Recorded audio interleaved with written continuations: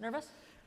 I am a bit nervous. I'm also a crier, so just that video was really challenging. Well, they used to call me the crying chancellor, so you're okay. You're in Okay. good company. It's all good. I really was inspired by the video, and I really want to start with your journey from your path to Bay Street and then to Benevity, because you started as a Bay Street lawyer, but you ended up creating Benevity in 2008, and you disrupted the philanthropy model. So I think we all want to hear what that journey was like. So tell us. Okay. I mean, before I get going, I just want to thank Kelly and Sona and Brad Zumwalt for the video and all the sunshine they were blowing in my general direction there. It meant a lot to me. So the journey from Bay Street to Benevity is probably not as formative as the journey from wherever I came to Bay Street. And as I mentioned to you, I come from fairly humble beginnings, and neither of my parents graduated high school. I am living proof of the power of scholarship and financial assistance and the emancipating effect of education on the ability to create opportunity. And so part of the reason Benevity ever existed was I have just been grateful for that for a very long time. I didn't get around to sort of acting on it perhaps until later in my career. So I kind of drifted into law school. Frankly, I was mentioning to Ed McCauley, I had a commerce degree, but I didn't feel like I didn't have a path, and so I knew someone who went to law school, and I thought, I'm as smart as that guy. Yeah. So I went to law school and really didn't. Until I was in university, I didn't even know anyone who wore a suit to work. Like it was my world was very small, and I did okay in school. I got interviews at the big firms and stuff, and I picked the firm I picked because the fellow had a really good sense of humor and the nicest suit I had ever seen. So it was really very scientific. What firm was that? It was a firm that doesn't exist anymore. It was Lang Michener. It's now, I think, Macmillan or something. Macmillan Michener. Yeah. But Chrétien was there, and Roland Michener, these guys, these older sort of liberal bastion, I think. But anyway, I came to Calgary in the mid-90s after doing a transaction. I was just telling your husband actually about this fellow Mogan Smed, who had a company called Smed International, was an office furniture manufacturer, and he is a prodigious, prototypical entrepreneur. And when I first did the financing for a pension fund client of mine, I met him, and he said, "You're too normal to be a lawyer. You should come and work for me." And I was a third-year lawyer or something. I was flattered, but didn't take it very seriously, and I wanted to become a partner. And a couple of years later, he came back, and they were doing a refinancing. He wanted me to act for his client or his company, and which I did. And they had a plan with CIBC Wood Gundy to take this thing public and stuff. And so I left law, and I think I wrote about that actually. Really? Yeah, I think so. Yeah. And it's interesting because the other fellow who he lured away from CIBC Wood Gundy is now the CEO of a digital bank called EQ Bank in Toronto, and a very, very successful, super smart guy. But anyway, so SMED was a great operational MBA for me. It grew. We raised several $100 million. We had a hostile takeover bid. We had an auction. We sold it to a big U.S. company, and I made a bit of money. And then he's not here, but Pat Lohr and his wife is somewhere hosting a table. There she is. I was the adult supervision at a company called iStock Photo. What was that like? With Pat Lohr and this fellow Bruce Livingston. It was fantastic because it was my first foray into tech, and I well, we didn't even have phones there, but I could safely say I could barely use my phone if I'd had one. But it was one of the first multi-sided platform businesses that ever existed. So we created a digital marketplace for user-generated imagery that became what most people now use for websites and any you know. And in typical Canadian fashion, we sold it too early to Getty Images. I think we sold it for 62 million Canadian, or on 4 million in revenue. So it seemed like a lot of money at the time. And Getty raised the price 23 times over the next 2.5 years and sold it to private equity for 2.2 billion. So Ouch. we, as what it coulda, shouldas go, Yeah. it's right up there. But Should have held on to it. well, we still did fine, and so at that point, I felt like my family security and financial security was sufficient that I could actually pursue what I really wanted to do, which was the giving back piece. And I poked around the nonprofit sector a little bit, and around the same time, I'd made an angel investment into this startup that was going to create a consuming for good loyalty program, and it was called Through You. I was just telling someone over here, we ended up calling it Screw You because we lost all our money. But it did expose me to this landscape that, where corporations were only investing 5% of the $300 billion that went to the charitable sector. And at that time, this is 2007-ish, less than 5% of that $300 billion was being processed electronically. Lots of manual checks and money being chewed up that could have been going to the social issues that we were trying to address. And my thesis was that companies were pursuing a handout mentality rather than an investment opportunity mentality. If we focused on hybrid goals and tried to create business impact and social impact, they would invest more. We would get more people engaged and sort of in a candy cigarette sort of way, get them from transactional sort of investments to co-creational and co-ownership of outcomes sort of investments. And that was the idea of Benevity. Did you see it as a way to sort of help companies build a corporate culture to really bring people together? Well, you had, we may not cover it, but you had asked me about my original sort of, did I remember my first donation? And when I was at the law firm, like many large organizations, we had a United Way campaign, once a year, and I participated in that. And I remember even way back then just thinking, well, where's the money going? When's it going? Who's it going to? And it didn't give me a sense of efficacy the way that I thought it should. And not that I was absolutely confident some good was happening, but it was more of a box ticking kind of exercise than a feeling of transparent sort of impact. And so years later, after the iStock photo experience where we really democratized access to imagery, I thought we should kind of democratize the access to charitable organizations. So I took a little bit of Blaine's, the Calgary Foundation and Fidelity Charitable, places like that, they use what's called a donor-advised fund model. So you invest in an organization and it distributes funds to all organizations in a database. And that had historically not been used in a platform model, and that was kind of the idea of Benevity, so that we could meet people where they were, foster a sort of greater connection with the things that they were already connected with, and hopefully, as I say, move them along a path to maybe the strategic pillars that a company wanted to pursue, or getting them involved in more than just a once-a-year sort of monetary investment into volunteering, behavioral change initiatives, those sorts of things. But the law firm was your first introduction to charity. And so that arguably started the ball rolling, right?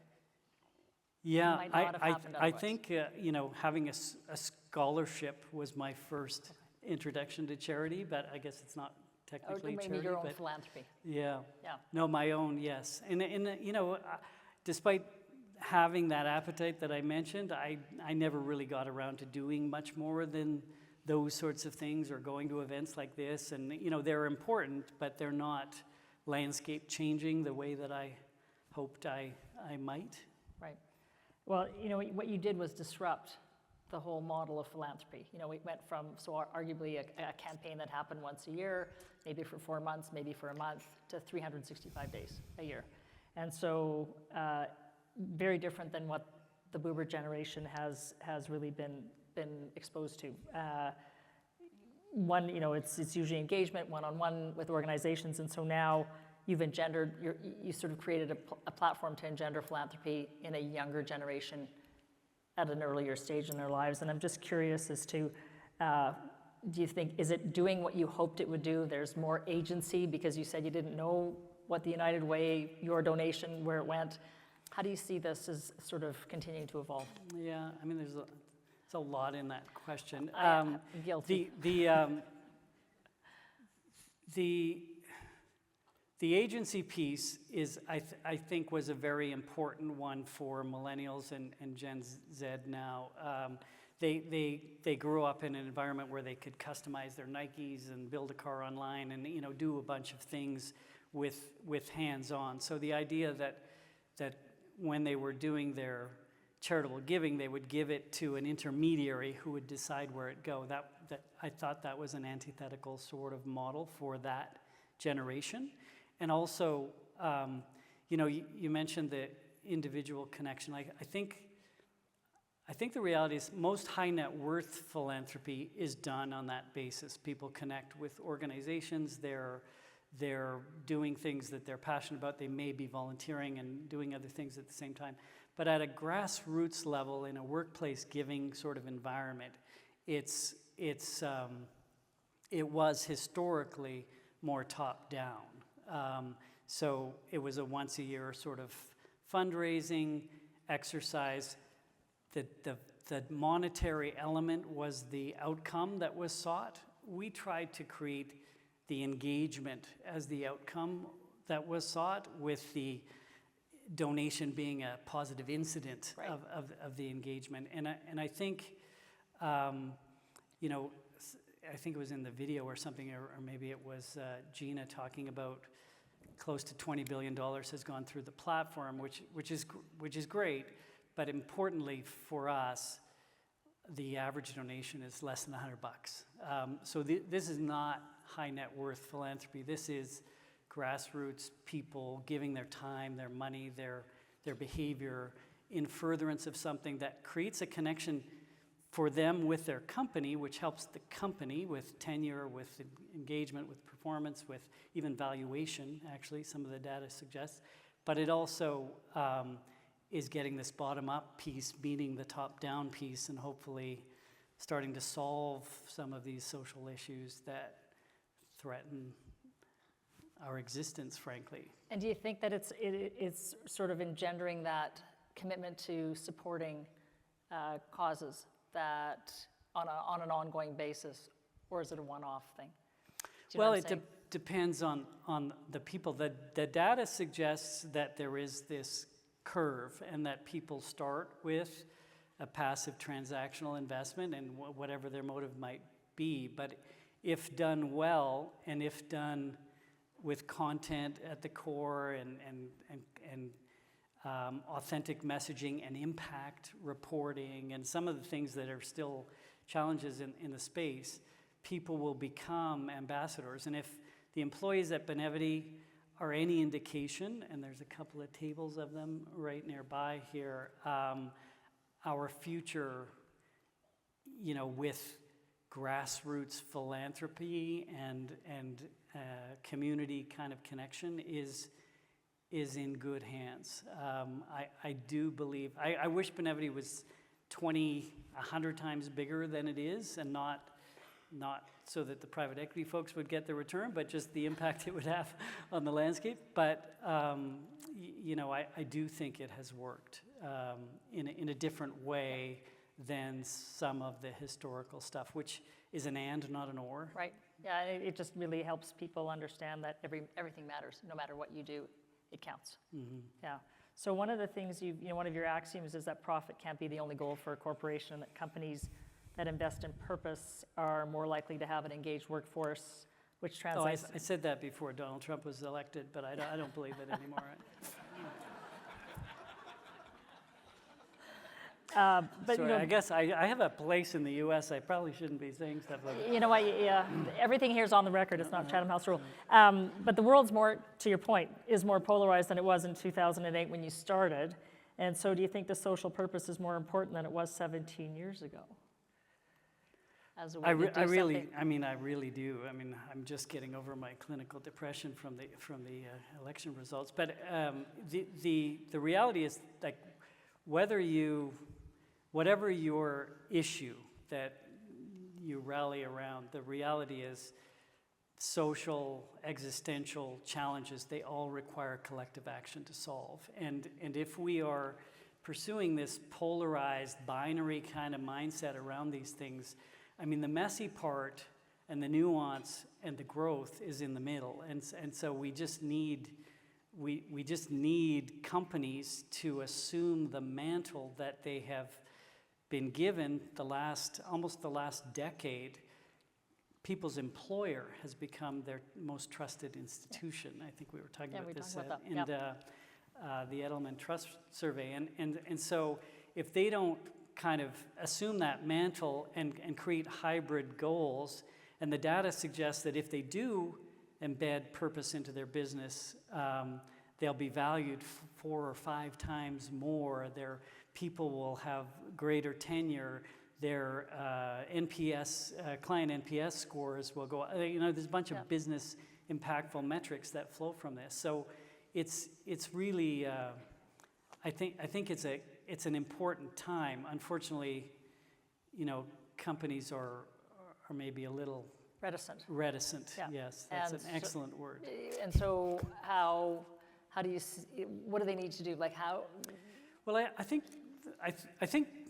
Benevity and others. Last time this happened, the CEOs of some of our very large and influential clients were very vocal about what was happening, and they wanted it to stop and change, and that has been slow to happen this time. There's been a little more knee bending, and but the Harvards of the world who can afford to fight, we need to be brave right now, and just use common sense, not denigrate people and personalities and things like that, but just from a pure do the right thing perspective. Like we cannot afford to just defund the nonprofit sector, for instance, or anyway, I'm not supposed to talk about. No, that's okay. I'm going to follow the thread though for a minute, because you talk about the last time companies standing up and saying something that against what was going on, but we talk a lot about ethical leadership, and you're very much. That's something that's a credo that you live by, is ethical leadership. And so when you see companies not stepping up and speaking out in this context, that's it sort of fights with who you are as an individual. So how do you continue to bring it to life despite what's going on? And what would you like to say to those leaders that are not saying? Well, that's why I quit. Just so you know. But wait, you quit? What did you quit? You quit. I gave Kelly the baton, but no, it's a complex challenge, because it's Canada is a little bit different. I think in some ways it's brought us together more. Recent events maybe not as much, but in the U.S. there's a lot of fear, and a lot of the fear is a function of chaos and uncertainty and a bunch of different things. But I think you're going to see over the next while companies stepping up, and then a domino effect being created by people sort of it being okay to. So somebody has to be first to be second, basically. Is what you're telling me. And I think Harvard has been first. I think I don't know if you follow, but the Marriott CEO came out recently and said something very inclusive. He didn't use the word DEI, but he said something about being inclusive. And the reality is that we may have over-indexed on some of these things and alienated potential allies in the process, but the intentions were the right intentions. The programs are the right programs. Whether they survive the nomenclature sort of assault is kind of another thing. But I have to believe that the vast majority of people are right-thinking people, and that we will get to the right place. So tell us who mentored you over the years, and who inspired you to pursue the paths that you have. Yeah, take the well, directions a you lot of them don't even know that they have. But Brad Zumwalt is on that video is a mentor, even though he doesn't know it. He said some very nice things about you. I had a lawyer when I think I mentioned when I went to the Bay Street law firm. I was a bit of a bumpkin, and this fellow David Paminter took me under his wing and selflessly, engineered a decent person out of me. And what does that mean? Well, my professional life, my personal life, he introduced me to volunteering. I mean, it was, he was just fantastic, like a surrogate father, actually. I've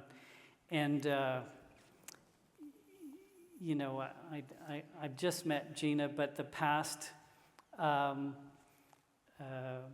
dean of the business school I consider him a mentor. Derek Hunter, I barely know the guy, I consider him a mentor. I just observe how these people roll, and you want to emulate them. And it's what disappoints me about some of the choices we're making about leaders. It's like they should be role models. They should have a profile and a moral compass that people want to aspire to emulate. And I think we've lost a bit of that. What is the most important characteristic that you look for in a mentor? In a mentor? It's the same thing, I guess, I look for in a person. I really like humility, authenticity, accountability in terms of how that impacts. Like I want to get the straight goods from someone,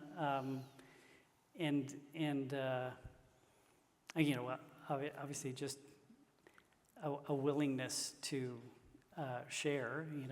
These people are just, for the most part, really selfless people. They're not me sort of people. Anyway. I mentioned when we were presenting you with the award that I'd never given an award to a unicorn before. But when Benevity hit that valuation, you were held up as an example. Benevity was the example of what was possible in Calgary in terms of creating companies that were outside the energy sector. And I'm curious as to whether that valuation and that status changed Benevity. What do you think it's done for Calgary as a city from an economic standpoint? And what do you hope to see going forward? Well, now that you mention unicorns, another mentor unknown to probably him is Mike Broadfoot, who was also the CEO of a tech unicorn in the city. And I think it is very important for the diversity of our economy. Obviously, not that the energy sector isn't fantastic, but the more that we can do as a province and a country to create a sustainable prosperity for our folks, it's powerful. And you think about we're not a huge company in the scheme of things. Like we've got about, I don't know, Janine, 850, 900 employees now. But over the past 8 or 9 years, we have employed almost 2,200 people, and they have gone from, many of them have gone from Benevity to other either early stage companies or later stage companies, and propagated an ecosystem that is absent sort of the COVID remote sort of piece, has really been quite a localized ecosystem lever. And so I'm really proud. I follow what our folks do after they leave. Unfortunately, if they leave voluntarily or involuntarily, but they invariably are landing on their feet and have had experience that they bring to bear, whether cultural or business acumen wise or whatever. And it's a big source of pride for us, actually. Did it change the culture at Benevity when you hit that valuation? Oh, yes. Sorry, you asked, did the valuation change us? I don't think the valuation changed the company, but being owned by 5 private equity firms definitely changed the company. And, part of the, one of the few regrets, I don't spend a lot of time looking backwards and the woulda, coulda, shoulda sort of thing, but I got burned out. And part of the appetite for doing the transaction that we did was I had a successor in Kelly Schmidt. I wanted to put in the seed, and so we did that transaction, and we picked the best firm we could pick. It was a very competitive environment, but they're a private equity firm. They're not used to running a B Corp that has hybrid goals, and they have metrics to hit. They need 3 to 5x on their money in 3 to 5 years, and so it changes the focus of the company. And we might have been slightly over-indexed on our social impact metrics and needed a bit of movement toward, because we will not succeed in any kind of vision unless the company is a sustainable, profitable, investable business. So I think it did change the company and a lot of the people. But as you scale, I can't speak to any other company, but a tech company, but as you scale a company like ours, there's horses for courses and ages and stages, and there's different people that are required along the way. So some of those 2,200 people have churned over the years and hopefully landed on their feet in other spots. But it's a lot harder than it looks to grow some of these businesses from zero. It's. I used to be smart. I mean, I don't know if you kind of. I think you still are. Yeah. I was. Sona was on the video, and she knows better than anyone. But it's like I read some of the stuff I used to write, and it's like, really, did I write that? Because cognitive decline is a real thing. I tell you. So is cognitive dissonance. You sort of talked about absent COVID, the remote, the hybrid environment, but you're not a fan of hybrid working arrangements, even though it's a common feature in the tech world. Why is that? Well, for one thing, I'm elderly, so I have worked only in offices, and I have a lot of bias in the power of human connection and community and casual collisions, and some of the things are very difficult to happen in a Zoom or Google Meet or whatever your remote tool of choice. But specifically for Benevity, I mean, we had, and I would like to think still have a really unique culture, but it was far more powerful back when we were Calgary centric. When we hired anyone of any sort of seniority, part of the exercise was recruiting them to move here, which was good for the city, was good for our company, it was good for the culture. It was, and now, that's everywhere. Not a requirement, and so we're more global and diffused, but back in the day, clients used to visit.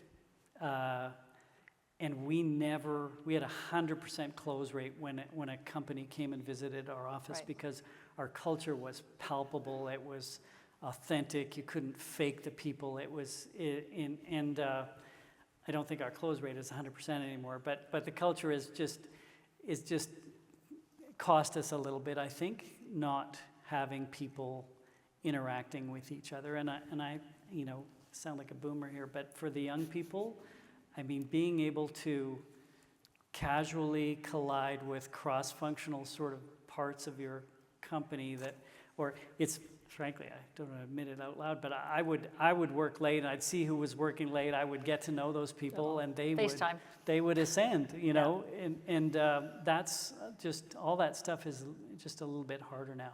So the way you build corporate culture, how do you do, like the fact that everybody's not in the same place, how do you sort of make sure that you've got a corporate culture that's sustainable and has the staying power that you need Well, for... I'm not doing it anymore, but I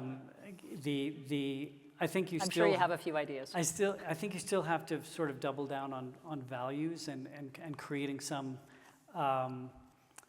structure for the culture and modeling what is acceptable and what isn't, and some of those sorts of things. And I think that there are ways to do that, and I think we do a decent job. I just don't think it's as powerful as the human connection, you know, but call me a boomer. Okay, boomer. One of the, you've got, when you talk about values, you've got an acronym at Benevity, HAPPY. Tell us what it stands for and how Benevity employees implement the values contained in the acronym. Yeah, well, that was I was starting to recite aspects of it in the earlier question. So HAPPY, it's like, I think it's a couple of A's, a P, and a couple of I's. It's not happy with a Y, but it's humility, accountability, adaptability, authenticity, thank you, passion, innovation, and impact. There you go. Well, and you well, know, your employees know that's all good. shit You've done aside, it right. I mean, it really has resonated, and the fact that they can even recite that is impressive to me, but because I've forgotten it already.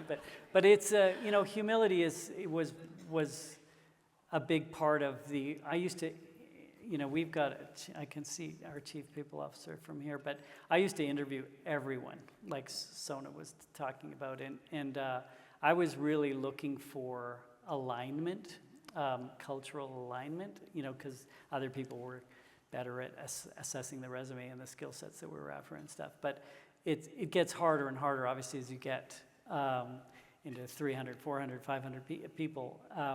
But we had a remarkable consistency of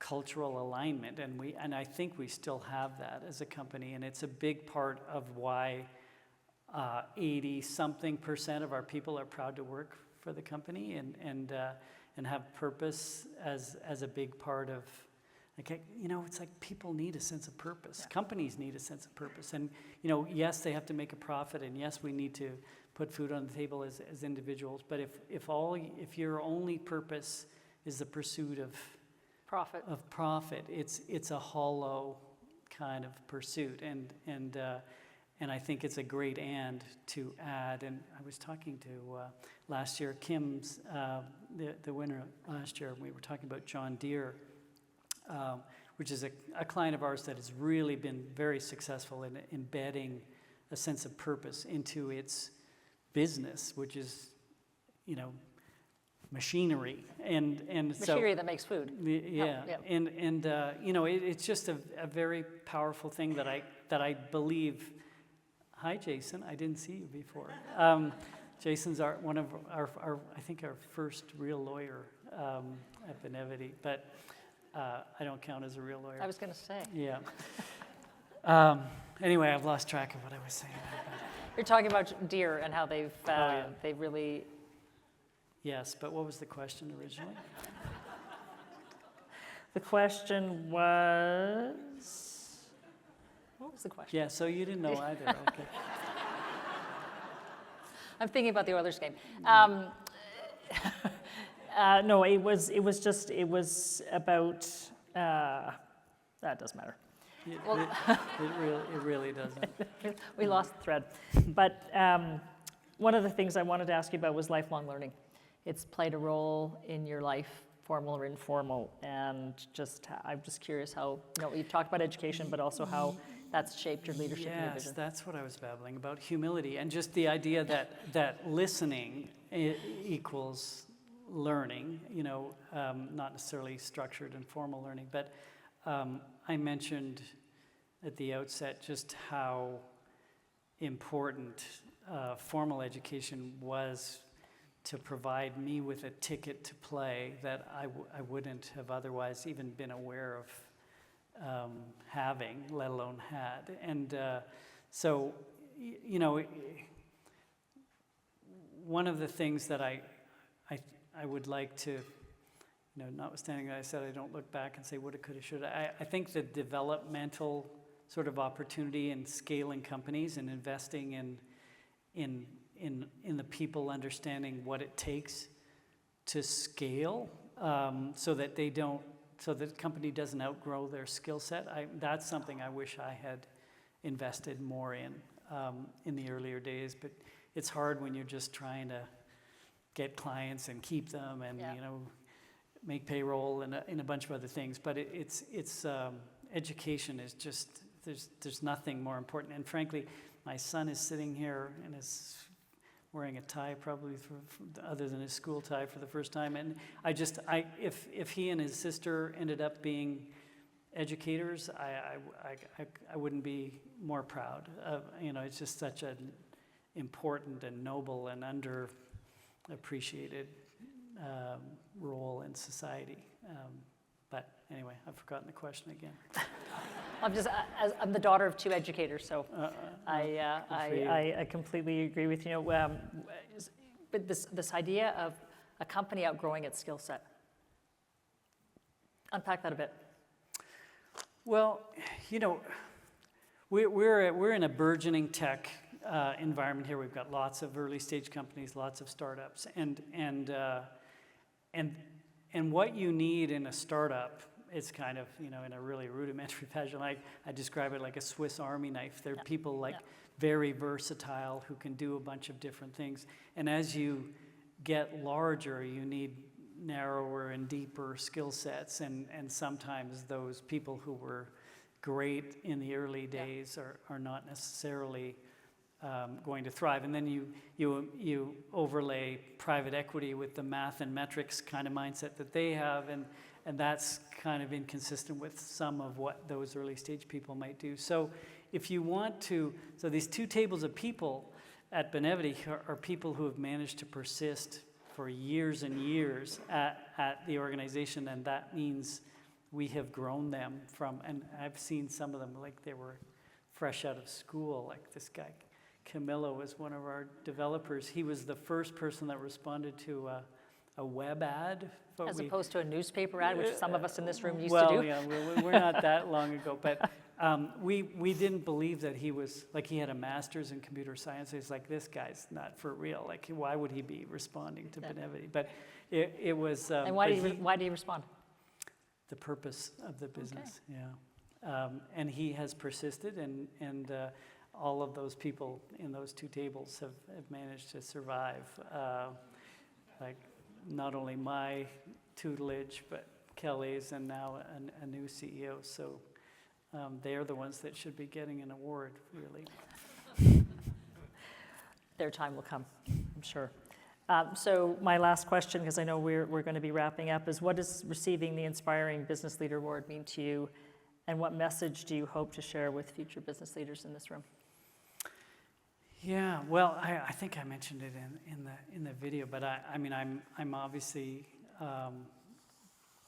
flattered and grateful. But to be honest, the main reason I agreed to accept it was I wanted to give our company, our people, our sector a bit more profile in the city than perhaps sometimes we get, and because the future of maybe the world is the marriage of technology and purpose and other businesses, but we can meld these things all together, and I just think